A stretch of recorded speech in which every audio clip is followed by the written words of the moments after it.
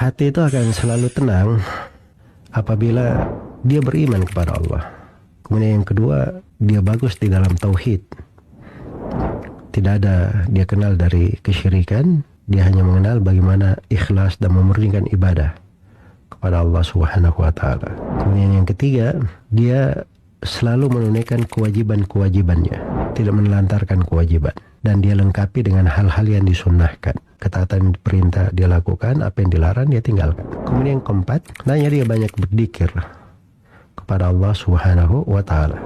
Sebab zikir itu memang pasti menenangkan hati. Dan zikir yang paling besar adalah membaca Al-Quran, membaca dari hadits-hadits Rasulullah Sallallahu Alaihi Wasallam.